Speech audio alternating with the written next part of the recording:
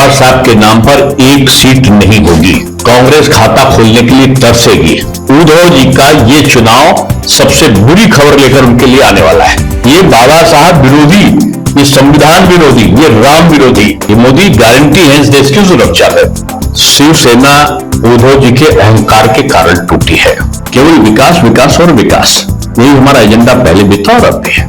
हमारा एजेंडा राष्ट्रवाद है और राष्ट्रवाद का आधार सनातन और हिंदुत्व है। कांग्रेस के कारपोरेटर की बेटी को चाकू से घोंपकर सार्वजनिक रूप में लव जिहाद में मार दिया जाता है।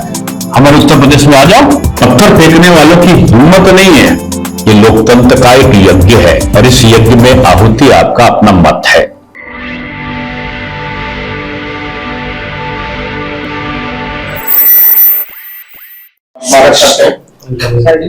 नमस्कार, आपका धन्यवाद।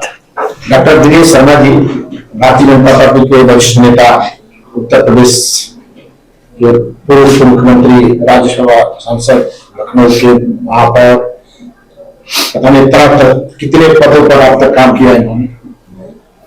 संघ से जुड़े हुए, जनसंघ से जुड़े हुए, भारतीय जनता पार्टी के एकदम नीचे से कार्यकर्ता और आज शिखर पर है, आज हम लोग के बीच में है। और ये महाराष्ट्र भारतीय जनता पार्टी के संसदीय चुनाव प्रभारी भी हैं। और मोदी जी ने एक बहुत बड़ा लक्ष्य लेकर के 400 पार, अब तक मोदी फिर एक बार मोदी और इस बार 400 के पार का लक्ष्य लेकर के चल रहे हैं। और उस मिशन को पूरा करने के लिए शर्मा जी लखनऊ से चल करके महाराष्ट्र आए हैं।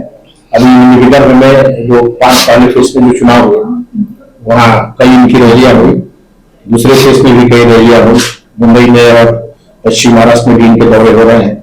महाराष्ट्र की राजनीति को बहुत करीब से पहले से भी जानते हैं और अभी चुनाव के दौरान ये रैली में माहौल दिखा उसको भी समझ रहे हैं।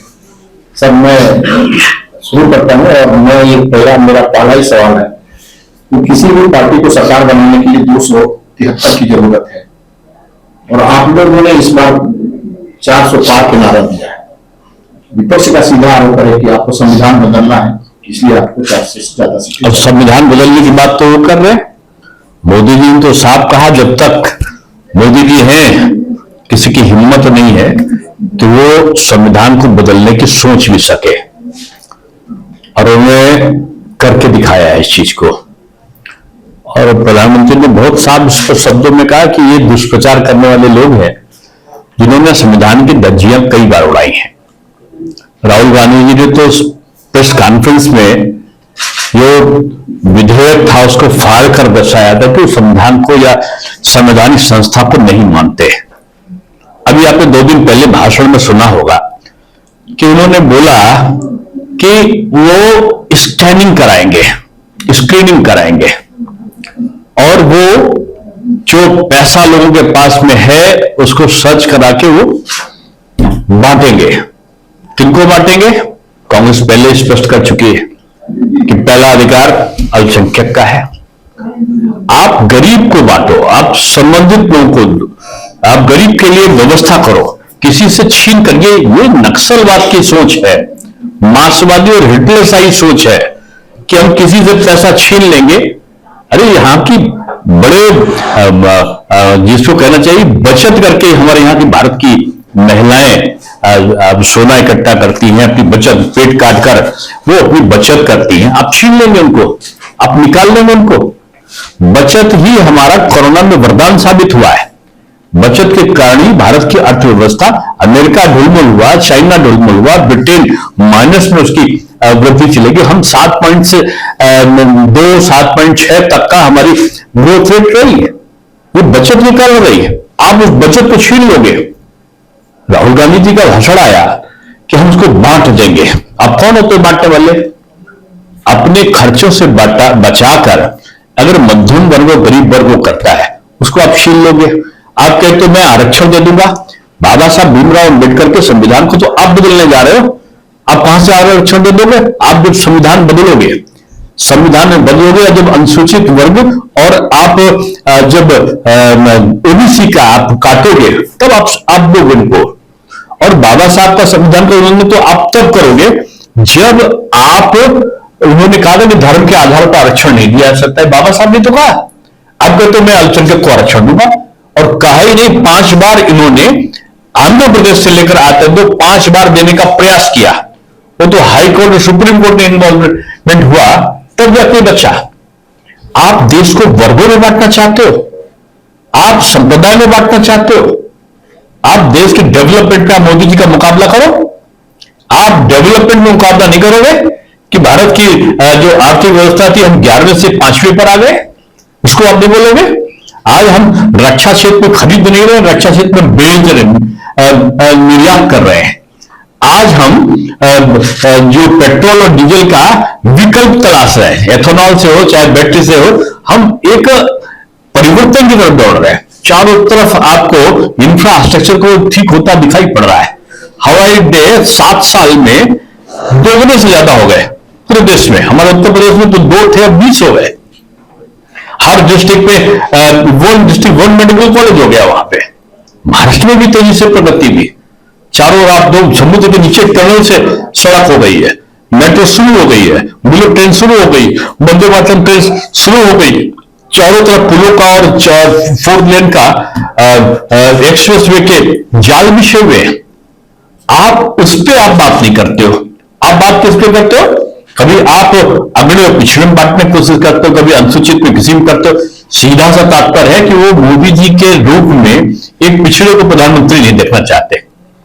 जबकि मोदी जी ने कभी नहीं कहा कि मैं वो हूं। उनका सीधा सा तात्पर्य यही है राहुल जी का। और राहुल जी जो कहते हैं कि अल्पसंख्यक का, उनकी पार्टी के वरिष्ठ नेता कहते हैं कि अल्पसंख्यक का पहला अधिकार है। अधिकार इस देश की जनता का सभी का है। और आप ये बात तो मोदी जी सबका साथ सबका विकास सबके लिए प्रयास कह रहे हैं, राशन दे रहे हैं, सबको दे रहे हैं, ये बात तो समझ में आती है। ये हम छीन लेंगे, कौन होते हैं छीनने वाले? हम छीन लेंगे और बांट देंगे, स्कैनिंग कर लेंगे, पता लगा लेंगे कौन खोजी टीम हो तुम।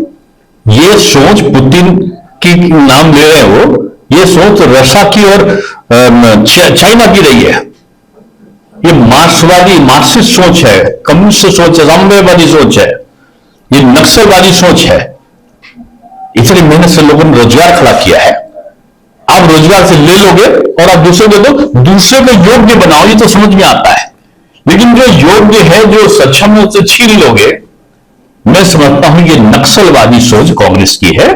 और ये बहुत बड़ा मुद्दा पूरे महाराष्ट्र में है कि ये संविधान को बदलना चाहते हैं। सर, चुनाव जो शुरू हुआ था, ये बाबा साहब की उस आइडियोलॉजी को बदलना चाहते हैं जिसमें उन्होंने कहा था संप्रदाय के आधार पर हम आरक्षण नहीं देंगे। ये संप्रदाय के आधार पर आरक्षण देना चाहते हैं। ये बाबा साहब का अपमान पहले भी कांग्रेस कर चुकी है कि उसने इसी महाराष्ट्र में 2 बार लोकसभा चुनाव को हराया है। ये बाबा साहब विरोधी, ये संविधान विरोधी, ये राम विरोधी ये गठबंधन है। और ये गठबंधन जो है, मैं समझता हूं महाआघाड़ी, ये महाबिगाड़ी संबंध जो है, ये गठबंधन के रूप में है जो जनता का कुछ कर नहीं सकता, भला बिगाड़ सकता है। सर, चुनाव जब लोकसभा का शुरू हुआ था तो मोदी जी ने एक लोगों के सामने ब्लू प्रिंट रखा कि 2047 तक भारत जो है विकसित राष्ट्र होगा। और मैं जो चुनाव में जो मोदी की गारंटी रहेगी, लेकिन जो चुनाव में जो मुद्दे चल रहे हैं या मोदी जी के जो भाषण चल रहे हैं, उसमें विपक्ष का आरोप है कि अपने 10 साल के कामों की जगह मोदी जी हिंदू और मुसलमान पर की लाइन पा गए। देखिए, मोदी जी तो सब कुछ बताते घूम रहे हैं। वो तो एक एक चीज में 5 साल के लिए उन्होंने फिर से राशन को बढ़ाया है। वो कितने टॉयलेट बने, 25 करोड़ लोग गरीबी रेखा से ऊपर उठे, हर मीटिंग में बोल रहे हैं। उनका मुद्दा तो विकास ही है। आप कह रहे हो कि मैं सर्वेक्षण कराऊंगा, आरक्षण दूंगा। आप अपने जो आपका घोषणा पत्र है उसमें अल्पसंख्यक अलग निकाल के आप बोल रहे हो कि मैं इनको आरक्षण दे दूंगा, मैं इनका स्कैनिंग करा दूंगा, मैं इनके लिए अलग से शिक्षा का वो कर दूंगा, अलग से इनको वो कर दूं। क्योंकि आप दूसरों का अधिकार छीन के इनको दे देंगे। ये हिंदुस्तान है, ये कोई वो देश थोड़ी है जहां पे आप छीना झपटी करके, बेचारे पाकिस्तान तो सब छीन छीन के, हिंदुस्तान है वहां का जो कभी हिंदुस्तान में जो बहुसंख्यक वहां अल्पसंख्यक रहा है, हिंदू यहां चला आया, अब यहां भी आप छीन लोगे? कैसे छीन लोगे? मोदी जी के रहते हुए किसी से कोई छीन नहीं सकता। ये बात आज आम आदमी में घर कर गई है। मोदी गारंटी है इस देश की सुरक्षा पर। आप महाराष्ट्र में प्रभारी हैं, क्या तस्वीर दिख रही है 48 सीट्स पे? पवार साहब ने हाल ही में स्टेटमेंट दिया कि हम 50 से तो ज्यादा सीटें जीतने जा रहे हैं, तो आपको क्या तस्वीर नजर आ रही है? 48 सीट है और 50 सीट वो जीत जाएंगे। 50%, मतलब 48 का 50% और आधे से ज्यादा सीट। मैं इस पर उल्टा करूंगा। अगर पवार साहब अपनी बारामती सीट भी जीत ले तो ये दुनिया का बहुत बड़ा आश्चर्य होगा। वो बारामती में भी हार रहे हैं। पवार साहब के नाम पर एक सीट नहीं होगी। कांग्रेस खाता खोलने के लिए तरसेगी। उद्धव जी का ये चुनाव सबसे बुरी खबर लेकर उनके लिए आने वाला है। और मैं समझता हूं कि पूरे देश का सिनेरियो अगर देखें तो विपक्ष का नेता की कुर्सी इस बार खाली रहने वाली है। इतनी सीटें नहीं पाएंगे जिसमें उनको विपक्ष के नेता की मान्यता मिल सके। महाराष्ट्र में पहले तो हम लोग कहते थे इतना है, प्रथम चरण को देखकर मैं कह सकता हूं कि पूरी 48 के 48 सीटों की जीत की ओर हम बढ़ रहे हैं। मैं कोई बहुत बड़ा हो सकता है, कुछ सीटों पे हमारा टफ फाइट है और कुछ सीटों पे हमारी टफ फाइट है, बाकी हम जीत की ओर पूरे उसमें हैं। और पहले चरण में जितनी सीटें हुई सब में हम जीत रहे हैं। एक भी सीट हमारी उसमें पीछे नहीं है। तो ये विपक्ष की घबराहट का कारण है। महाराष्ट्र में बीजेपी स्ट्रांग थी और उनको अपनी काबिलियत पे, उनको अपने काम पे पूरा भरोसा था, तो क्या ऐसी जरूरत पड़ी कि पार्टियों को भी तोड़ना पड़ा हो? देखिए, बीजेपी ने किसी पार्टी को नहीं तोड़ा। शिवसेना उद्धव जी के अहंकार के कारण टूटी है। शिवसेना उद्धव जी के चोला बदलने के, जो उनका हिंदुत्व सनातनी चोला था, उसको बदलकर अंबेडकर विरोधी और राम विरोधी कांग्रेसी चोला को पहन लेने से उनके अहंकार के कारण पहले सांसद और विधायकों ने उनका साथ छोड़ा था और इस चुनाव में जनता उनका साथ छोड़ रही है। मैं समझता हूं विधानसभा चुनाव आते आते उद्धव जी अकेले दिखाई पड़ेंगे और उनको गलती का एहसास होगा। जो उन्होंने विश्वासघात किया है 2019 में जनता के मतों का, कि उसने शिवसेना और भाजपा के गठबंधन को एब्सोल्यूट मेजॉरिटी दी थी और कांग्रेस और शरद पवार जी की एनसीपी के षड्यंत्र में फंसकर उन्होंने जनता के जनादेश का और अपने पूज्य पिताजी आदरणीय बाला साहब ठाकरे जी की इच्छाओं का उन्होंने हनन किया। जनता इस लोकसभा चुनाव में उनको इसी जो करनी है, उनकी जो विश्वासघात है, उसका दंड दे रही है। संक्षिप्त सांसद चाहे, हमारे बहुत सारे पत्रकार आपसे सवाल पूछना चाहते हैं कि आपने कहा कि जनमत का उन्होंने एक तरह से सम्मान नहीं किया, लेकिन जब अजीत पवार साहब को आप साथ लेते हैं, एकनाथ शिंदे, तो ये भी तो आपके 2019 चुनाव में आपके खिलाफ लड़े थे ये लोग। मैंने पहला चीज जो बोला है कि उन्होंने इसकी अहंकार जो उन्होंने किया उसके कारण उनकी पार्टी टूटी और उनकी नीतियों में जो मोदी जी के प्रति आकर्षण का भाव बढ़ा था और जिस प्रकार से मोदी जी ने 10 वर्षों में या उस समय कहें कि 9 वर्षों में काम किया था, तो लोगों को लगा कि शरद पवार जी ने गलत किया था।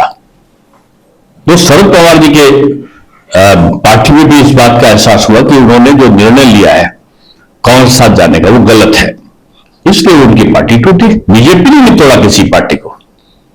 विशाल जी, तो मेरा एक सवाल ऐसा है कि आप महाराष्ट्र की बात करते हैं, महाराष्ट्र आप मेरे ख्याल से आप जाके आए होंगे, जहां भी पहले चरण में जहां इलेक्शन हुआ तो वहां पे वोटिंग परसेंटेज काफी कम हुआ है। तो ये पन्ना प्रमुख वाली संगठन में जो योजना जो चल रही थी तो वो काम कर रही है? देखिए, हमारे जो पन्ना प्रमुख या हमारा बूथ अध्यक्ष था उसने काम बेहतर किया और पूरा वोट हमारा आया जो भी हमको निकालना था। अब कांग्रेस और उनकी महाआघाड़ी के प्रति जो लोगों का असंतोष था उनका वोट नहीं निकला, उसने नहीं दिया। मैं कह सकता हूं कि हमारा मत तो आया है और हम जीत के लिए इसी तरफ आगे बढ़े, लेकिन मत प्रतिशत ज्यादा होना चाहिए। ये हमारा कार्यकर्ताओं से भी जनता से भी अपील है। तो आपका टारगेट था कि हम 50% वोट लेंगे। वोटिंग परसेंटेज को देखकर तो नहीं लगता कि आप अपने अब जितना पड़ेगा उससे 50% से ऊपर हम पाएंगे। जितना भी वोट पड़ा होगा उसका 50% पाएंगे, यही कहा हमने। तो आप महाराष्ट्र में किस पे फोकस कर रहे हैं? हमारा एजेंडा पहले भी था 2014 में, 2019 में और 2024 में भी एक ही एजेंडा रहा है। हमने एजेंडा नहीं बदला, विकास, केवल विकास, विकास और विकास, यही हमारा एजेंडा पहले भी था और अब भी है। तो आप प्रभारी के नाते अगर कहीं जाते हैं तो उसमें क्या दिक्कत है, क्या सवाल आ रहे हैं कार्यकर्ताओं से या फिर नहीं, कार्यकर्ताओं में एक उत्साह है और मैं कह सकता हूं कि जो बीजेपी के कार्यकर्ताओं को देवतुल्य कार्यकर्ता कहा जाता है, उसकी परिभाषा मैंने महाराष्ट्र में देखी है। कहीं भी अगर मित्र पक्ष का प्रत्याशी है तो बैठक करने में मैंने बैठक की, मैंने सभाएं, जनसभा बड़ी नहीं करी है, मैंने केवल संगठनात्मक कार्य किया है, संगठनात्मक कार्य ही करूंगा। सभी जिलों में भी जा रहा हूं और सभी से भी बात भी कर रहा हूं। तो उस कार्यकर्ता को देवतुल्य क्यों कहा जाता है, ये मैंने महाराष्ट्र में देखा, अपनी बात को रखा। और उसके बाद ये मैं नहीं कह रहा हूं, शिवसेना के जो प्रत्याशी खड़े हुए, अजीत दादा के प्रत्याशी खड़े हुए, खुद आदरणीय मुख्यमंत्री जी और अजीत दादा ने मुझसे कहा कि बीजेपी के कार्यकर्ता वास्तव में प्रशंसा के योग्य है और जिस तरीके से वो हमारे प्रत्याशियों को लड़ा रहे हैं, ये एक आइडियल है दूसरे लोग के लिए। और मैं समझता हूं कि एनडीए की जीत का मूल कारण है महायुति के दलों का एक बेहतर समन्वय, और बेहतर समन्वय का मुख्य कारण है कि हमारा जो कैडर बेस कार्यकर्ता है वो नेतृत्व के आदेश को मानकर वो स्वयं भी लगा है और उससे सहयोगियों का अच्छा साथ भी दिया है। विकास की बात आप लोग करते हैं, लेकिन 80 करोड़ लोगों को आज भी मुफ्त राशन देना पड़ रहा है। ये तभी तो स्वास्थ्य और शिक्षा लोगों से दूर होती जा रही है। देखिए, किसी भी देश की उन्नति में कॉमर्स का ही प्रोफेसर हूं, किसी देश की उन्नति के लिए उसकी जो आवश्यकता है पहले वो पूर्ति होनी चाहिए। आप विकसित भारत की बात करते हैं, लेकिन अगर व्यक्ति रोटी, कपड़ा और मकान के लिए भटकता रहेगा तो वो विकास की तरफ नहीं देख पाएगा। पहले तो मूलभूत चीजों को उन्होंने ठीक किया। मोदी जी ने इतना नब्ज पकड़ा कि आप समझो 140 करोड़ की आबादी में कुछ लाख आपके बैंक अकाउंट थे, आज 55 करोड़ से ऊपर बैंक अकाउंट है। उन्होंने जो सहायता पहुंचाई है, भ्रष्टाचार कैसे खत्म होता है, मुंह जवानी और भाषण देने से नहीं होता है। आज 100 रुपए देते हैं, राजीव गांधी जी की तरह 15 रुपए जाएगा ये नहीं कहते हैं, 100 रुपए देते हैं तो जनधन खाते में 100 रुपए पहुंचता है। पारदर्शिता लाए और पारदर्शिता के साथ साथ उन्होंने जो मूल था, क्या था, रोटी, अनाज दिया उन्होंने, दाल भी, चावल भी हमारे वहां मिल रहा है उत्तर प्रदेश में, तो यहां भी प्रति व्यक्ति काफी कुछ मिल रहा है। और मकान, उन्होंने मकान भी, और वही महिलाओं के नाम। दूसरी चीज थी कि लोटा हाथ में लेकर महिलाएं शाम को सूरज देवता का बुझने का समय देखती थी, लेकिन आज उनके पास अपना शौचालय है। आज जो धुएं की, लकड़ी के धुएं में वो अस्थमा की और टीबी की मरीज हो जाती थी, आज उनके पास गैस का चूल्हा है। किसान जो बीज के लिए 10-10 हजार रुपए के लिए वो जो लोन लेता था, आज 6,000 रुपए सम्मान निधि है और यहीं से उतना पैसा यहां से भी दिया जा रहा है। आज स्वास्थ्य का लिए आज 70 साल से भी ऊपर के लोग हैं उसके तैयारी के अंदर आए हैं, आंगनबाड़ी आशा बहू भी आई हैं, इलाज से मुक्ति हो गई, नहीं इलाज से मुक्ति हो गई, आज मकान की चिंता से मुक्ति हो गई। बेटी का विवाह कराना हो, वो भी केंद्र की भी योजना है, प्रदेश की भी योजना है। लड़की की शिक्षा की जरूरत हो तो आज उसकी भी व्यवस्था, मुफ्त शिक्षा की भी व्यवस्था सरकार भी करी है। तो जो मूलभूत चीजें भी जब उससे उठे तभी 25 करोड़ लोग गरीबी की रेखा से ऊपर उठे हैं। ये आंकड़ा विपक्ष नहीं कहता, विपक्ष आज कहता क्या है कि हम छीन लेंगे, जो मोदी जी ने दिया उसको वो छीन लेंगे। आज मोदी जी ने 25 करोड़ लोगों को अपनी गरीबी की रेखा से ऊपर किया, हिंदू भी है, मुस्लिम भी है। आप उनको मोदी जी मछली नहीं देते, मछली को पकड़ने का कौशल देते हैं, जिससे वो एक दिन मछली खा के जीवन बिता लेगा नहीं, वो बल्कि उनको पकड़ के अपना रोजगार चला ले। कौशल विकास की योजनाओं ने लोगों में योग्यता का सृजन किया है और योग्यता के सृजन के कारण आज लोग केवल नौकरी ये जीवन यापन का साधन नहीं है। आज जो है, आज हमारा जो छोटे छोटे उद्योगों के माध्यम से रोजगार है वो, और लार्ज स्केल का प्रोडक्शन भी हमने शुरू किया है।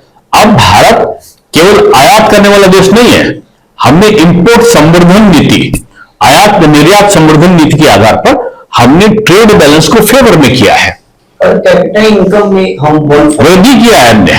तो कल हमारी आपकी लीडर है, उन्होंने क्लेम किया कि 149 नंबर पे इंडिया है यहाँ पर। कौन? अब वो इतनी, जब मैं इधर नहीं कहता हूं, वो अपने समय से और अब के समय में इसकी तुलना कर ले। प्रति व्यक्ति आय हमारे समय में बहुत तेजी से बढ़ी है, और अगर कांग्रेस के समय से आप तुलना करें तो दोगुनी हो गई है। विजय जी, आप महाराष्ट्र में आए हैं उत्तर प्रदेश से, और आपके अलायंस में एक पार्टी है महाराष्ट्र नवनिर्माण सेना, तो उसके बारे में कुछ आपको बोलते उत्तर भारतीय जो कोई कार्य? नहीं, देखिए अब ये सब आप जो बात कर रहे हैं ये भूत की बातें हैं। हम लोग अब भविष्य की और वर्तमान की बातें कर रहे हैं। वर्तमान में जो पूज्य बाला साहब ठाकरे जी का जो सनातनी और हिंदुत्व का जो नीति थी, वो आज बीजेपी ने उसमें कभी पीछे नहीं हटी है, और उस नीति के कारण राज ठाकरे जी ने उसी नीति को चलने का निर्णय कर रखा है और सहयोग दिया है। तो एक अच्छे सहयोगी के रूप में वो हमको समर्थन बगैर कुछ लिए दे रहे हैं, केवल इसलिए कि बाला साहब की नीतियां यहां पर बनी रहे। ये जो नकली शिवसेना में, इसको नकली शिव पुत्र हो सकते हैं, लेकिन विरासत प्राप्त करने वाले वारिस नहीं हो सकते, राजनीतिक वारिस वो नहीं हो सकते उद्धव जी, क्योंकि उन्होंने आइडियोलॉजी छोड़ी है, उन्होंने उनके सपनों को तोड़ा है। कांग्रेस की तरफ फूटी आंख नहीं देखना पसंद करूंगा, बाला साहब ठाकरे कहते थे। आज उनके सामने वो झुके हुए दिखाई देते हैं, सरेंडर करे हुए दिखाई देते हैं। तो मैं समझता हूं कि उद्धव जी की जो शिवसेना है, ये लोकसभा चुनाव के बाद भूतकाल की एक राजनीतिक दल के रूप में इसको याद करेंगे। मनसे को लेकर सवाल है। जो देखिए, मेरा स्पष्ट एक ही मत है पार्टी का, उसको आपको समझने की मैं आग्रह करूंगा कि बीजेपी का एक एजेंडा रहा है, उनकी एक नीति, नियत और नेतृत्व तय है। नेतृत्व मोदी जी का है, नीति है सबको साथ में लेकर चलने की, सबका साथ सबका विकास, सबके लिए प्रयास, और हिंदुत्व और सनातन का विरोध न करना, उनका समर्थन करना। और नीति, नियत और नीति उनकी बिल्कुल स्पष्ट है, राष्ट्रवाद, उनकी नियत है राष्ट्रवाद। अब ये परिवारवाद वाले लोग हमारे साथ नहीं आ सकते, लेकिन जो इस आइडियोलॉजी को पसंद करता है, बीजेपी ने हमेशा उसका स्वागत किया है, सहयोग करने के लिए भी, पार्टी के लिए, जो लोग भी हों। हम मांग करें कि अजीत पवार की पार्टी भी हिंदुत्व के एजेंडे पर चल रही है। देखिए, हमारा सबका साथ सबका विकास सबके लिए प्रयास, हमारी, मैंने कहा कि हमारी नीति है, और हिंदुत्व हमारा आस्था है, सनातन हमारी आस्था है, इस भारतवर्ष का प्राण है। और जो हमारी नीति, मैंने कहा नीति हमारा सबका साथ सबका विकास सबके लिए प्रयास है। नीति में कोई विश्वास करे, हमारा एजेंडा राष्ट्रवाद है, और राष्ट्रवाद का आधार सनातन और हिंदुत्व है। तो जो भी हमारे 4-5 पॉइंट है, हमारा नेतृत्व, हमारा नीति, हमारी नियत, जो भी स्वीकार करता है हम सब स्वागत करते हैं। सर, दो सवाल है। प्रधानमंत्री मोदी जी ने सबसे पहले कहा था ना, खाओ में खाने दो। जम्मू कश्मीर से कन्याकुमारी तक आप वोटरों की बात कर रहे हो, प्रशिक्षण की बात कर रहे हो, आप महाराष्ट्र के प्रभारी भी है, इसलिए आपसे सवाल मिलता है कि महाराष्ट्र के मोदी जी ने चक्की कृषि का नाम लिया था, छगन भुजबल के बारे में बोला था, और आज वही सारे के सारे लोग आपके साथ समर्थक है। देखिए, जो पार्टी की डिफरेंस हमारे के साथ अभी भी कह रहे हैं कि हम भ्रष्टाचार से कोई समझौता नहीं करेंगे, तो बैन में आ जाएगा, मतलब महाराष्ट्र वाले पूरे देश में, मतलब इंडिया की बात करें तो उस प्रिंसिपल। देखिए, मैं आपने अपने प्रश्न का उत्तर स्वयं दिया है कि हम समझौता भ्रष्टाचार से नहीं करेंगे। हमने भ्रष्टाचार से समझौता नहीं किया है। जिसके खिलाफ जो जांच चल रही है, इसमें बीजेपी ने, बीजेपी सरकार ने कोई हस्तक्षेप नहीं किया है। बीजेपी ने अपनी नीति में, अपनी पार्टी में किसी प्रकार का कोई बदलाव नहीं किया है। जहां तक मित्र पक्ष से समझौते की बात है, तो हमारी नीति और नियत के आधार पर है। भ्रष्टाचार के खिलाफ जीरो टॉलरेंस की नीति हमारी थी और है, और अगर किसी के खिलाफ कोई जांच चल रही है तो बीजेपी के सहयोग के कारण कभी वो प्रभावित होगी, ऐसा ना आपने देखा होगा, ना ऐसा होने वाला है। सब कुछ और जैसे अभी पांडे जी ने कहा कि अजित पवार की पार्टी हिंदुत्ववादी हुई है क्या, तो ये यानी यही लाइन पे मेरा आगे का सवाल ऐसा है कि मुस्लिम वोट जो है वो अजित पवार के ट्रांसफर नहीं होते। देखिए, मैंने कहा ना, बीजेपी का नीति जो है वो है सबका साथ, सबका विकास, सबके लिए प्रयास। जो हिंदुत्व की परिभाषा है वो भी यही कहती है, हिंदू प्राणियों का में सद्भावना हो, मानव का कल्याण हो। वो केवल यही थोड़ी कहती है कि जो भगवान को पूजते उन्हीं का कल्याण हो, वो तो अपने दुश्मन पाकिस्तान का भी कल्याण की बात करती है। सबको जो समाज ले वही हिंदुत्व है। और बीजेपी ने अपना जो नारा दिया है, जो एजेंडा दिया है, सबका साथ, सबका विकास, सबके लिए प्रयास। आप हिंदुत्व को संकीर्णता में क्यों ले जाना चाहते हैं? ये जो सनातन है ये जोड़ने वाला है, ये तोड़ने वाला नहीं है कि जो नहीं मानता उसे कत्ल कर दो। ये नहीं कहता सनातन। वो तो भोजन करेगा तब भी प्राणियों में सद्भावना हो, मानव का कल्याण हो करता है। क्या कहेंगे कि एक आरोप आया था, एक सेंटेंस जो बहुत चल रहा है कि बहुत से जो उद्योग धंधे हैं जो गुजरात भेजे जा रहे हैं। ये वो लोग कहते हैं जो निराशावादी हैं, जो पहले जाति में लड़ाए, फिर वर्ग में लड़ाए, फिर भाषा में लड़ाए, फिर धर्म में लड़ाए, हिंदू मुसलमान किया, फिर वो संविधान की झूठी उल्लंघन की बात करने लगे। अब संविधान को खुद ही तोड़ रहे हैं। जब जनता उनसे पूछ रही कि आप बाबा साहब के आरक्षण को हटाने जा रहे हो क्या, ये कांग्रेस कह रही है कि मैं जब आरक्षण दूंगा अल्पसंख्यक को, जिसके मतलब वो आरक्षण हटा रही है। तो ये जो आपने कहा ना कि बीजेपी कभी भी ऐसा कोई काम नहीं करती कि जिससे वो नीतिगत रूप में वो पीछे हो। सर, विकसित भारत का नारा मोदी जी ने दिया है। मेरा डिफेंस के सेक्टर में हमारा ग्रोथ 20% बढ़ा है, जीडीपी, जीएनपी सभी ग्रोथ है, लेकिन विकसित देशों की जो सूचकांक है उसमें सामाजिक सूचकांक की बहुत ज्यादा वैल्यू रखती है। पिछले 10 साल हम आंकड़ों को देखें, चाहे हैप्पीनेस इंडेक्स की बात करें, बच्चों की मृत्यु दर की बात करें, उनके कुपोषण की बात करें, उन मामलों में भारत की रैंकिंग WHO के डेटा से नहीं, लेकिन आप तुलना वहां से कर रहे हैं, आप तुलना कर रहे हैं जो डेवलप्ड है उनसे। आप तुलना करिए जो भारत का पिछला रिकॉर्ड था 10 साल पहले और जो आज है। आज हमने 3 गुना नहीं 4 गुना ग्रोथ की है इन सब विषयों पर। हम आगे बढ़े हैं। आप अब जब तभी तो हम विकसित बनेंगे। अगर हम विकसित के भारत के विकसित देशों के बराबर अभी होते तो हम काय कहते हैं 2047 में बने। हम तो 10 साल में हमने 4 गुना प्रगति कर दी है मोदी युग में, इसलिए हम विकसित भारत की तरफ बढ़ रहे हैं। आप कंपेयर करो पाकिस्तान से, कंपेयर करो लंका से, कंपेयर करो बांग्लादेश से, या कंपेयर करो ऐसे देशों से जो विकासशील देश हैं। हम तो ब्रिटेन को पछाड़ रहे हैं इस समय। अमेरिका हमसे कोरोना की दवा पैरासीटामॉल मांग रहा है। हम फिलीपींस को ब्रह्मोस मिसाइल भेज रहे हैं। हम बदले में नहीं, हम तेजस दूसरे देशों को बेच रहे हैं। तो भारत बड़ा एकदम से बढ़ जाएगा ऐसा हमने कहा है। तो सबका साथ सबका विकास आप बात कर रहे हैं कि दोनों पार्टी बीजेपी के साथ होती है, वो या तो खत्म हो जाती है या तो सिमट जाती है। कैसे कह दिया आपने? अकाली दल के मामले में देखने मिला। नहीं, हमारा साथ छोड़ा तब वो सिमटे। हमारे साथ थे तो कभी न कभी सरकार में आते थे। जिसने वो क्या है कि राम जी के नाम का पत्थर था ना, तो राम का नाम लो तब तक तैरता रहता था। जहां राम का नाम हटता था वो डूब जाता था। राम सेतु बंद रामेश्वरम बना है। हमारे साथ जब तक थे सब लोग, तो उन्होंने बीजेपी ने जो सहयोगी दल के संबंधों का निर्वहन किया, संबंध जो गठबंधन धर्म है उसका पालन किया। अब किसी ने गठबंधन धर्म का उल्लंघन करके हमसे अलग हो गए तो निश्चित रूप पतन उनका निश्चित था।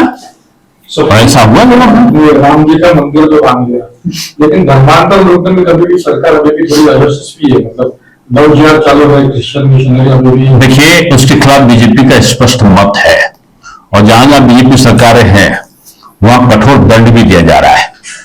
ये अलग बात है कांग्रेस का जहां राज्य आता है तो सर तन से जुदा हो जाता है। राजस्थान में कांग्रेस की सरकार, कांग्रेस के कारपोरेटर की बेटी को चाकू से घोंप कर सार्वजनिक रूप में लव जिहाद में मार दिया जाता है।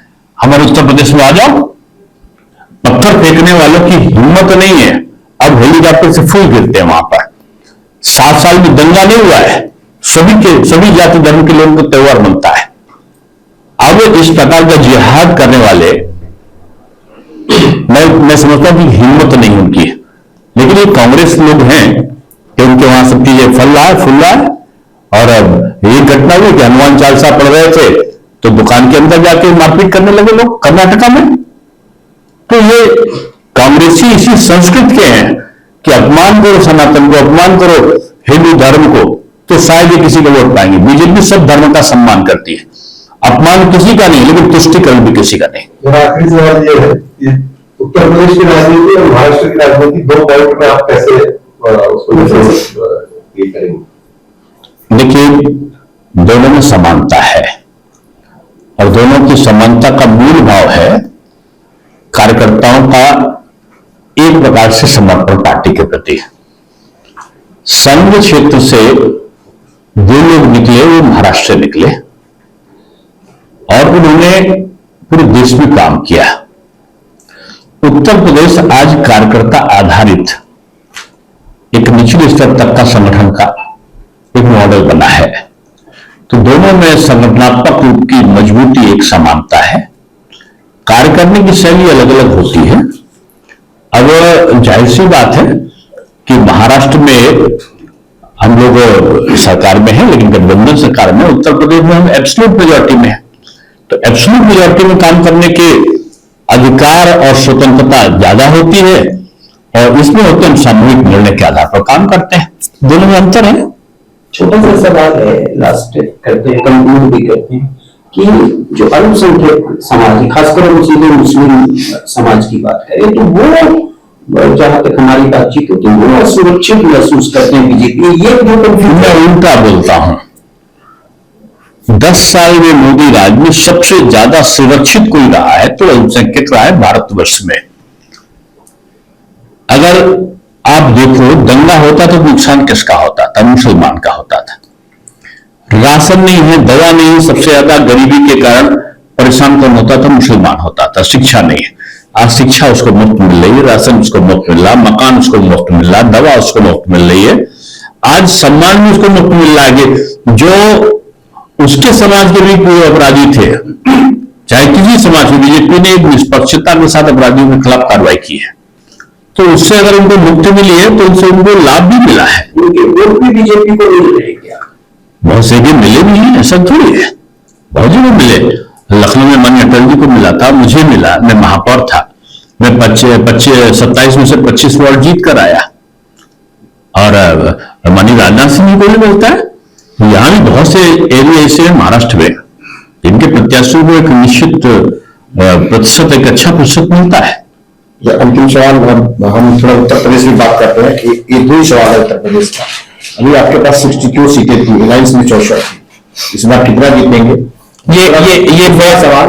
राहुल गांधी और प्रियंका गांधी अमेठी और रायबरेली से लड़ने जा रहे हैं, ये जो खबर आ रही है, इसका कितना असर पड़ेगा उत्तर प्रदेश में? पहले भैया हार के गए थे, अब की वो अपनी बहना के साथ हारेंगे।